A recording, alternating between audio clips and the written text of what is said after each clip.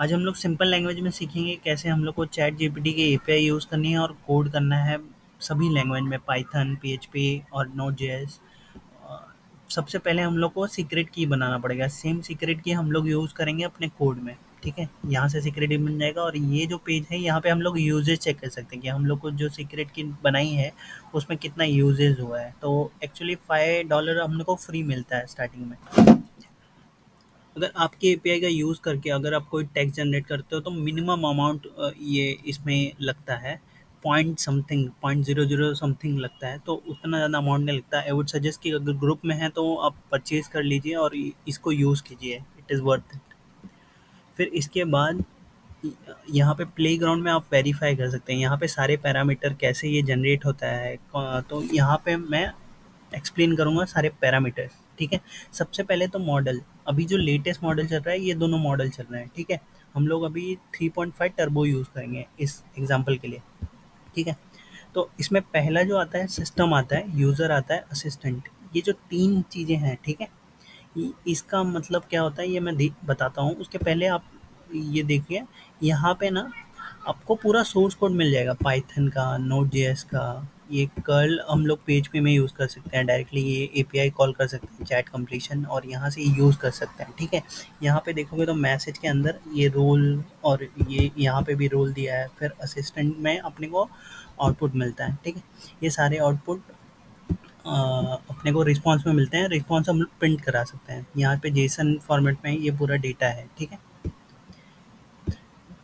फिर सबसे पहले ये जो सिस्टम है, सिस्टम क्या होता है कि हम लोग चैट जीपीटी को बोल रहे हैं कि वो क्या वो कौन सा रोल है, ठीक है? चैट जीपीटी को उसकी डोमेन एक्सपर्टीज़ क्या है चैट जीपीटी की, वो हम से चैट जीपीटी को बता रहे हैं। चैट जीपीटी बहुत कुछ कर सकता है, तो हम लोग को एक स्पेसिफिक डोमेन देना पड़ेगा कि भाई तू इस डोमेन में मास्टर है। जैसे मैंने इसको इस यहाँ पे बोला है कि ये एसईओ ब्लॉग राइटर है, एडवांस ब्लॉग राइटर है, या कुछ भी आप टेक्स्ट लिख सकते हो जिसमें हम इसको पता चैट जीपीटी को पता चले कि वो कौन से डोमेन का एक्सपर्ट है। तो यहाँ पे आप वो लिख सकते हो सिस्टम में। तो आप सिस्टम को बेसिकली बता रहे हो कि वो एसईओ और ब्लॉग राइटर है या फिर सीए है, डॉक्टर है, तो ये एक उस और या लॉयर है। तो हम लोग सिस्टम को बता रहे हैं कि वो किस डोमेन में एक्सपर्ट है। उसके बाद हम लोग यहाँ पे अपना प्रॉम्प्ट देंगे। यूज़र मीन्स यूज़र को क्या चाहिए सिस्टम से, ठीक है? तो यहाँ पे हम लोग, मैं चाहता हूँ कि ये ब्लॉग ब्लॉग लिखे एसईओ पे, सर्च इंजन ऑप्टिमाइजेशन पे, तो मैंने वो प्रॉम्प्ट दिया है। तो प्रॉम्प्ट भी आप बड़ा सा लिख सकते हो, एग्जांपल दे सकते हो। सपोज सपोज डॉक्टर है तो हम लोग यूज़र आके पहले क्या बोलेगा कि मेरा नाम ये है, मेरे पिछले ये सब बीमारियाँ थी, फिर आगे जाके मुझे ये प्रॉब्लम हो रही है, तो उसके बेस पे आपको असिस्टेंट जो है वो आंसर देगा, ठीक है? ये जो सिस्टम है वही आंसर दे रहा है। तो यहाँ पे ये 3 रोल हैं विच इज़ वेरी इंपॉर्टेंट। पहला सिस्टम है, दूसरा यूज़र है जहाँ पे हम यूज़र हैं, हम उसको प्रॉम्प्ट दे रहे हैं, और फिर तीसरा असिस्टेंट, ये चैट जीपीटी यहाँ पे आपको आउटपुट दे रहा है, ठीक है? तो मॉडल तो हो गया कि अभी लेटेस्ट जो मॉडल हैं ये 2 मॉडल हैं, ये बेसिकली इंजिन्स हैं। और यहाँ पे ये chat LLM, large language model, इन पे बेस्ड इंजन है, ठीक है? ये बहुत ही एडवांस इंजन है जो यहाँ पे यूज़ हो रहा है, ठीक है?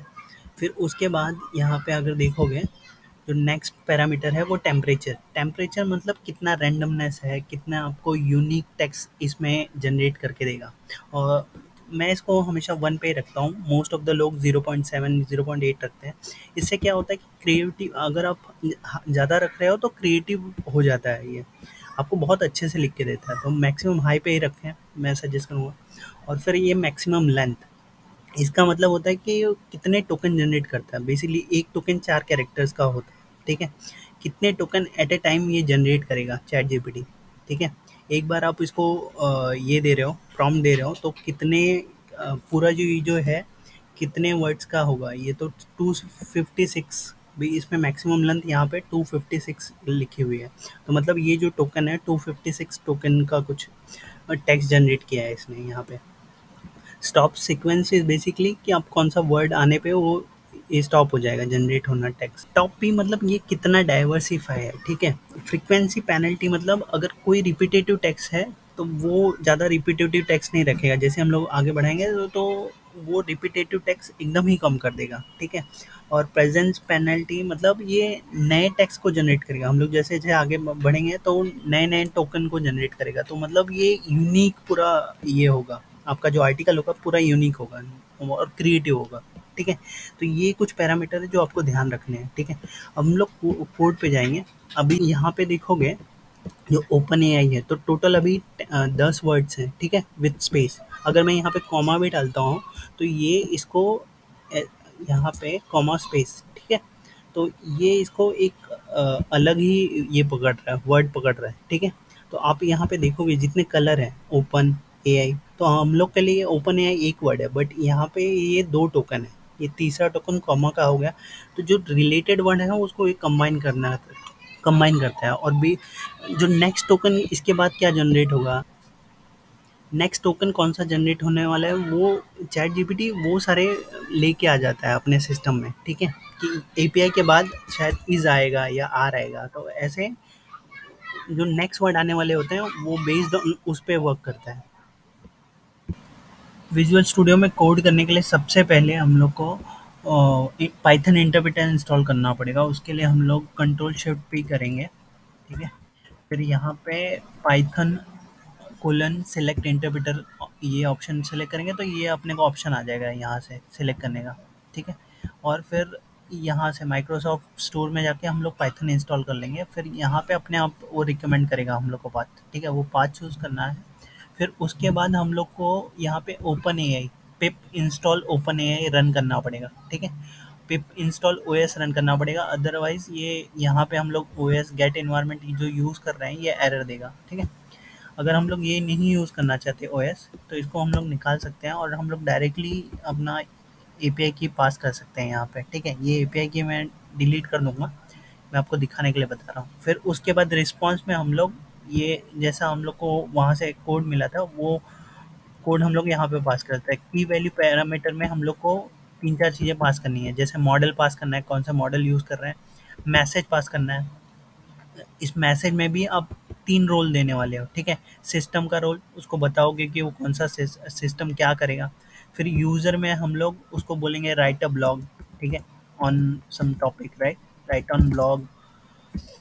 और